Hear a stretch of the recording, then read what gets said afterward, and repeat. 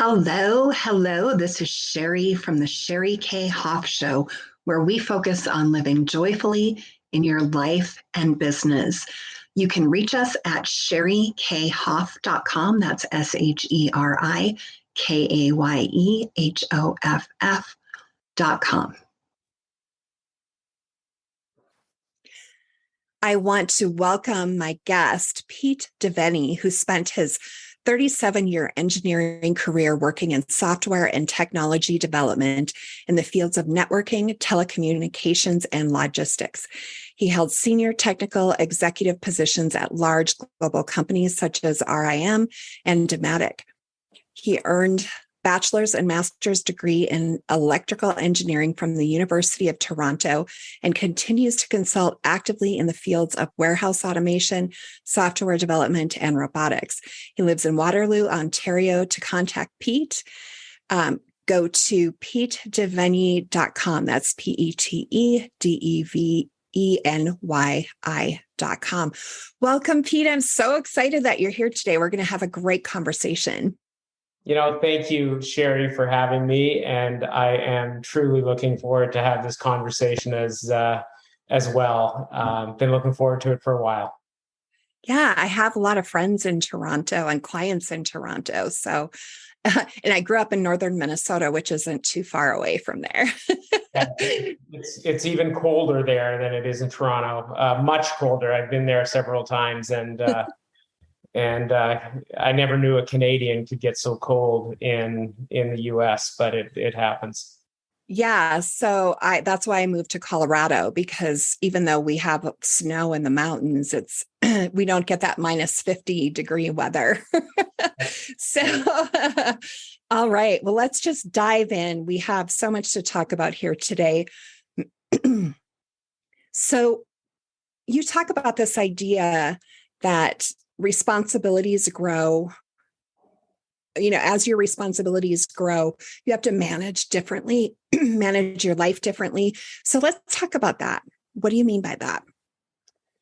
Well, I think what I found very interesting through my career, and as I moved up to more and more senior levels, that it doesn't mean that you're going to be busier. In fact, it shouldn't mean that you're going to be busier. You, number one, have to realize that you have a different job now. You can't do the things that you used to do.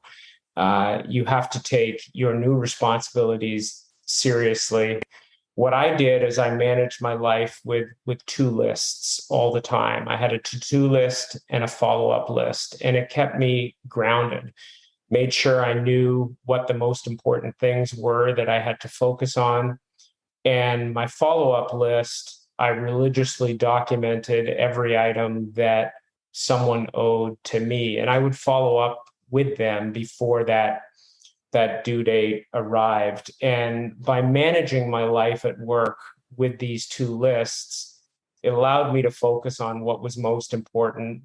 And it also made me realize that my job as I moved up was more about delegation and follow-up and review than it was about actually doing things. And that, I think, is a big transition that leaders have to go through, particularly those that were individual contributors for a number of years and got a lot of satisfaction out of accomplishing work on their own. Big transition. And I think it takes a while for people to really come to terms with it and learn that doing doesn't mean doing it yourself necessarily, but it means making the most out of the team's deliverables that you are ultimately responsible for. Mm-hmm. So are there people who should always be in that doing position and not go for a management or leadership role, or is it just a matter of training and development? Well, honestly, sure. I think different people have different strengths and different weaknesses. And I think often I've come across a number of people that have, particularly in technical fields, have been individual contributors, and they have decided that they wanted to give management a try and didn't necessarily work out for one reason or another, and they went back. And I think that's good. I think you grow from those experiences as well, and more power to people that realize that that was a good try, but it wasn't for me. I'm not happy. And the best companies are those that offer dual career paths in many ways, where whether you accelerate your career on an individual contributor career path, be it a technical career path in a technical field, or in a management path, many companies devise a scheme where they are equally senior. You have the same promotion level opportunities, the same pay opportunities, but the expectations continue to grow on both paths, and you can move back and forth. It really is a question of what people get the most satisfaction out of in their career and where they think they can contribute the most. And to be a good manager obviously takes a lot of different skills, and honing those skills and working at them, taking courses in a number of areas that perhaps people were not used to taking courses in. And it's amazing how over time you just get better and better and better at it. But you have to have a natural propensity, and maybe even more interest, more importantly, a natural interest in doing so. So on, the flip side, there are people who are really high performers individually, and they're ready to move up. But sometimes that manager, that leader who's above them, sees them as such a high performer that they almost don't want to have them move up, because they see, they wonder, how am I going to replace this person? And then people can end up kind of stuck in a position. So as both employee and leader over that person, how would somebody proceed through that so that, it's because I see a lot of people actually leaving companies when they're not promoted because they're just seen as, oh, you're so good in this position. So their career is kind of stymied. So how can people breach that? Yeah. Well, first of all, I think that's the definition of someone who's not a very good leader, if they are limiting, restricting the growth of their employees. I think most good leaders, certainly I've always believed that one of the most important jobs of a leader is in fact to help their employees grow and move up to increasing levels of seniority and succeed in their careers. If someone does find themselves in that situation where they're reporting to a leader that isn't supporting their growth for whatever reason, including the one that you mentioned where they just find them to be too valuable, then a conversation has to be had. And that is an opportunity for someone to self-reflect and say, am I getting what I need out of this job, out of this manager? And if they're not going to respond to the conversation that you openly have, or that I openly have with them, then you have to take matters into your own hand, and you have to look for another job. It doesn't necessarily mean within a different company, could be within the same company, could be reporting to a different manager, could be looking for what the opportunities are. But it is about honesty, good communication, direct communication. Don't shy away from having these conversations. Make sure that your desires are known and what you want to achieve. And any manager worth their weight will recognize that one way or another, if they don't help you, they're going to lose you. And I've seen that so many times in my career, and in the book that I wrote, which is called Decoding Your STEM Career, targets a technology audience or a STEM audience, but that situation comes up over and over and over again. I give many examples of situations where I found myself in, either as an individual contributor earlier in my career or as a manager later in my career, that I really had to focus on and communicate well to make sure that I was understood one way or another, or that I helped employees achieve whatever it is that they were really going after. Mm. It seems like your book is just so helpful for people in STEM and outside of STEM for a career progression. And, are there sometimes people I shouldn't say are there sometimes, because I know that this is true, but what about the person who's in that field and maybe the next move for them is entrepreneurial? That they're going to go start their own company or do their own thing. So what are some maybe markers that people have so that they can recognize the signal that maybe their next thing is to be an entrepreneur? Yeah, well, one of my favorite sayings is always listen to your gut. It knows what your head hasn't figured out yet. And you have to listen closely to what you're hearing yourself say over and over again, or feel over and over again. Personally, I never really had that strong desire to start my own company, but I had immense respect for many others that did. I've had numerous friends that broke off from their growing, successful corporate career to take huge chances and build something from the ground up. And it was in their bones, effectively, that's what they wanted to do. I remember one colleague of mine telling me that it was important to him to be able to show his kids growing up what he was able to do absolutely on his own and build on his own. And that was a lesson he wanted to teach his kids.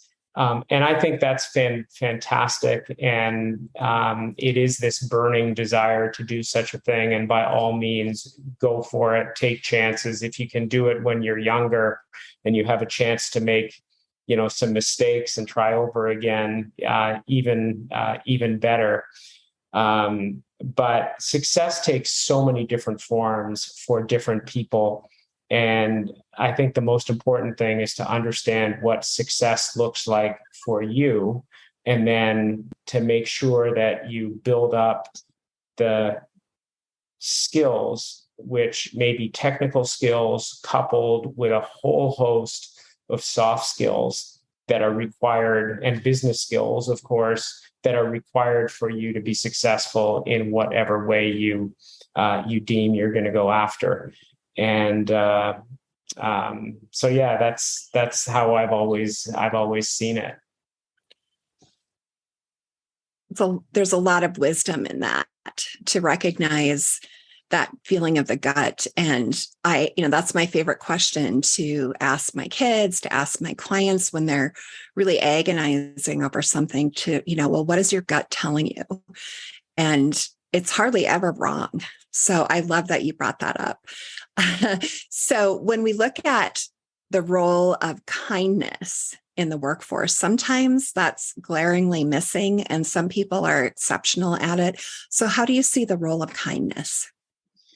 Well, for me, that was something that was always critical. And honestly, I think it helped me achieve the level of success that I was able to achieve in my career. I tell a story about the very first time that I got promoted into a team lead position.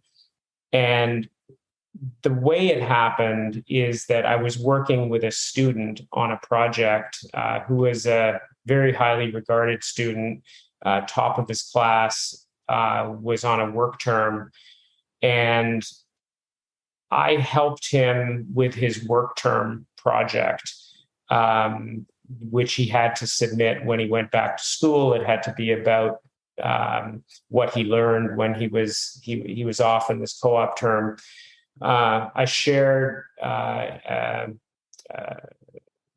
code base that I had written as part of my master's thesis with him, and then worked with him to modify it to suit the specific project that he wanted. I helped him figure out how to craft it into a project. And he came back. I was working at IBM at the time. He came back to IBM and ultimately shared with my manager at the time that one of the primary reasons he came back to work for IBM was because he wanted to work with me again, because I was so kind and helpful to him during his work term.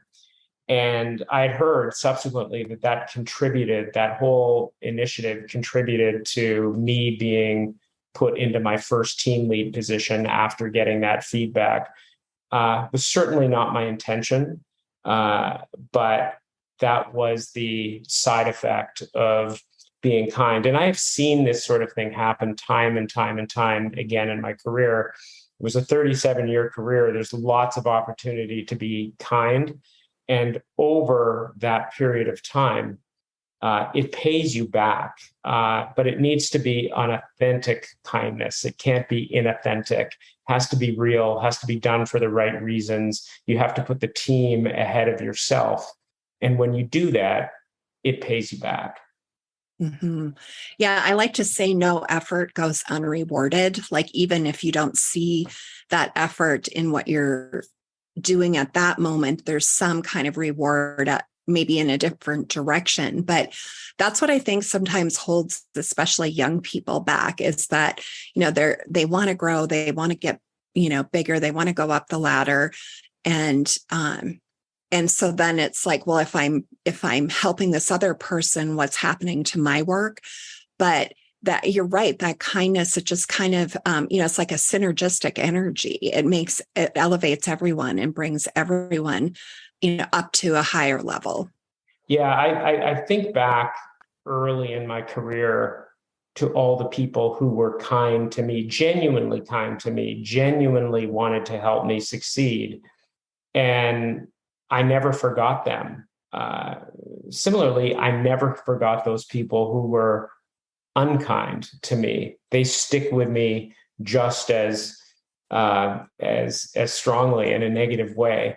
And I think it is something that most of us want to be part of our own personal legacies. How do we want to be remembered years later? We want to be remembered for the good work that we've done, for what we achieved, and how we did it, and how kind we have been to those that we have worked with. And I think it's just a critical element of work that some people don't prioritize. Some people focus much more on achieving things, potentially for their own personal success, and they don't necessarily care, who they knock down along the way. And personally, I've never believed that was the best way. You can certainly achieve personal success and be kind along the way, and then at the end of it all, you feel a whole lot better. Mm-hmm. One of the things that has really been coming up frequently is this message that we're in highly uncertain times, and we're just on the other side of a pandemic. Maybe we're not even all the way on the other side of it. And then, you can't escape the media talking about the economy. And my theory is that most of the time, the message in the media is that, times are terrible.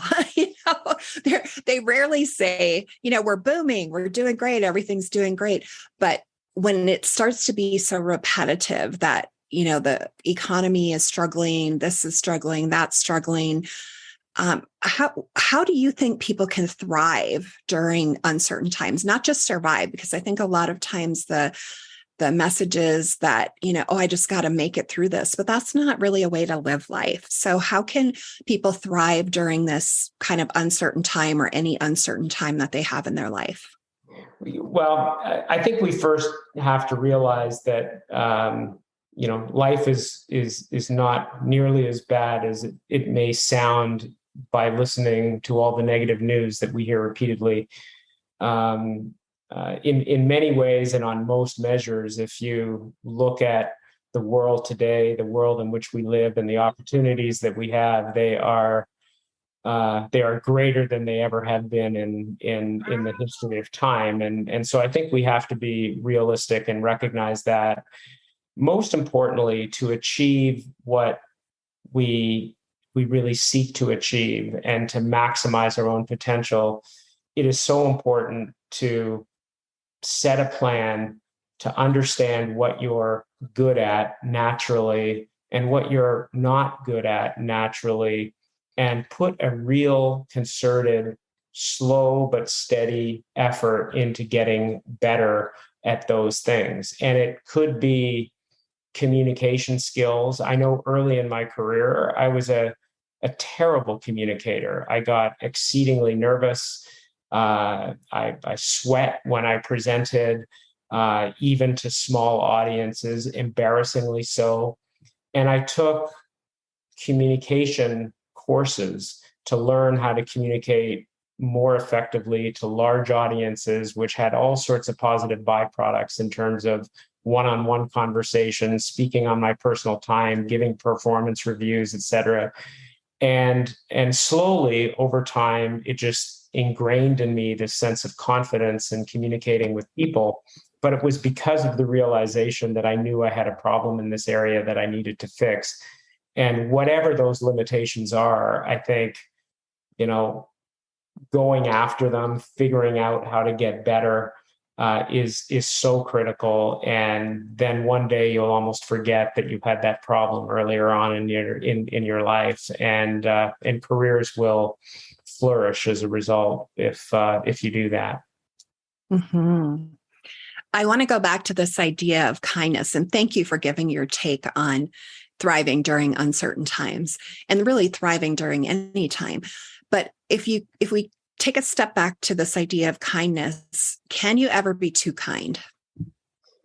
I would say the answer to that is yes, or at least your kindness can be taken in advantage of, and that's happened to me over and over again. As you're helping people succeed in their careers and effectively doing your job. I've certainly had situations happen where people took credit for work that I did or that we did together, and they took sole credit for that. I would call them out on those situations when that happened, again, in a personal one-on-one conversation, saying, look, I've put everything I could into helping you be successful, but what is not acceptable is to take credit for work which is not yours, and particularly those that did it repeatedly. And in those situations, I would back off and say, all right, I don't really need to work with this person again. To me, you always give everybody the benefit of the doubt, and it's only after really that they show that they're taking advantage of your kindness that I would back off and perhaps direct my kindness elsewhere going forward. But and maybe the only other thing I would say is kindness needs to be authentic kindness. You can't be cheesy kind. You can't be inauthentically kind. It has to come from the right place. It has to be done for the right reasons. It has to be done for the success of the team as a whole and the person that you're mentoring or the person that you're helping. And as long as you're doing it with that in mind and with that authentic nature, then it's very rare that you will be too kind. Mm-hmm.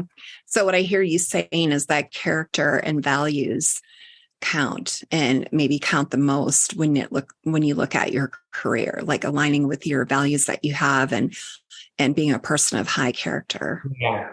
Yeah, absolutely. And I think if we all take it to heart that the success of the team is more important than your individual success in terms of how you conduct yourself day to day, only good things come of that. The team becomes more successful. You have more fun at work. And ultimately, you are recognized as being a team player. And generally, you start to get more and more opportunities to move up in your career as a result of that. And if you're doing it for the right reasons and you're doing it the right way, you're doing it because you want to do it, then really the sky's the limit in terms of career growth.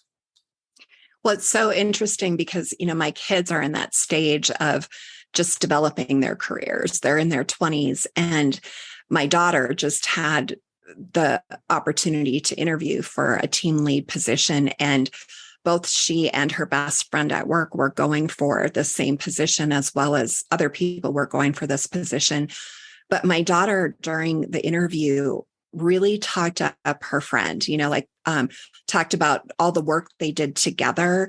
And her friend did the same, and they didn't discuss this ahead of time. But what happened is they created positions for both of them.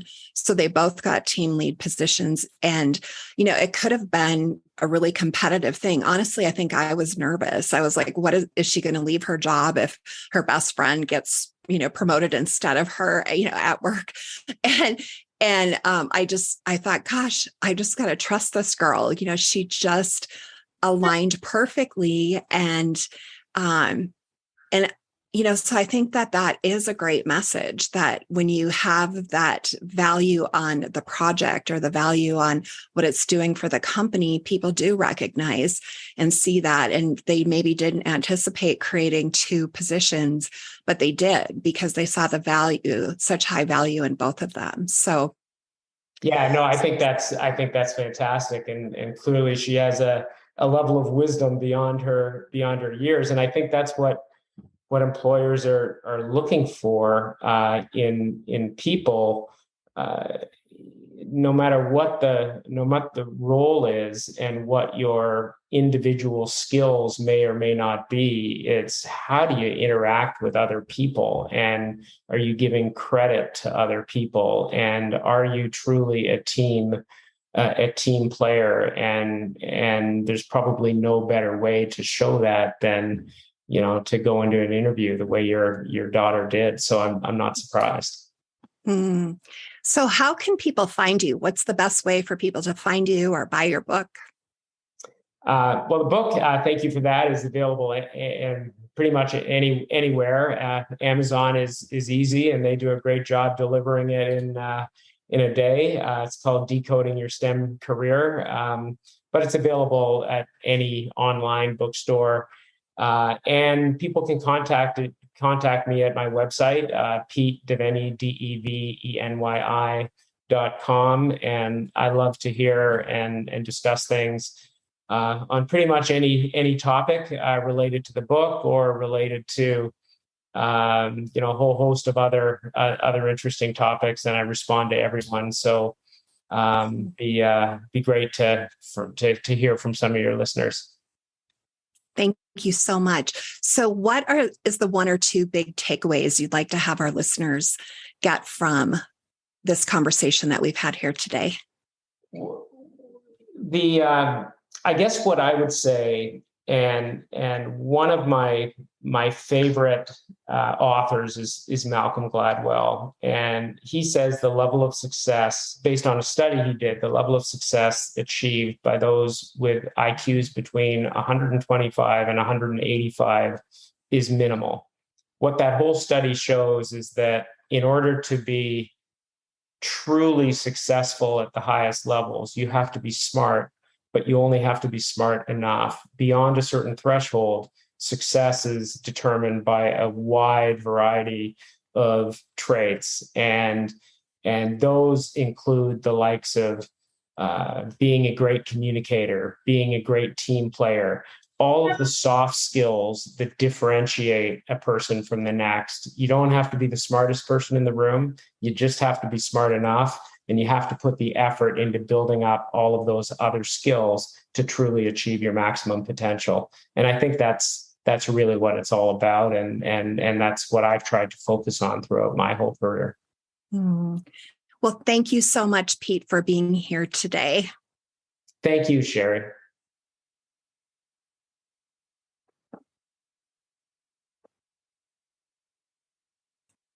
This episode is sponsored by Sheri K. Hoff's exclusive coaching intensive breakthrough session.